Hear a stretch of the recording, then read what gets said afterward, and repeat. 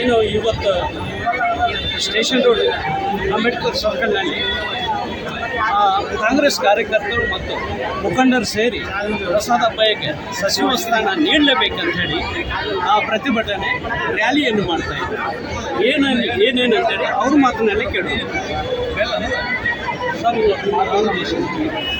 ಇವತ್ತಿನ ಉದ್ದೇಶ ಏನಂದರೆ, ಈ ನಮ್ಮ ಹುಬ್ಬಳ್ಳಿ ಧಾರವಾಡ ಯಾವುದೇ ರೀತಿಯ ಸಚಿವ ತಾವು ಕೊಟ್ಟಿಲ್ಲ.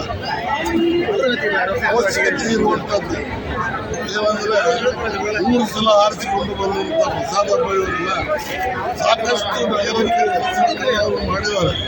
ಅಂತ ಒಬ್ಬ ವ್ಯಕ್ತಿ ಜಾತಿ ಮತ ನೋಡದೆ ಎಲ್ಲರೂ ಒಳ್ಳೆಯವರು ಅಂತ ಅವರು ಭಾವಿಸಿದ್ದಾರೆ. ಯಾರು ಅವರನ್ನ ಕೊಟ್ಟಿಲ್ಲ ಮತ್ತು ಜನರನ್ನು ಕೊಟ್ಟಿಲ್ಲ. ಅವರಿಗೆ ಸುಧಾರಣೆ ಮಾಡುವಂಥ ಅವಕಾಶ ಈಗ ಬಂದಿದೆ.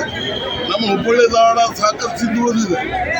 ಬೆಂಗಳೂರು ನಗರ ಒಂದೇ ಸ್ಟೇಟ್ ಎಲ್ಲ ಮೊದಲೇ ಎರಡೇ ಸ್ಟೇಟ್.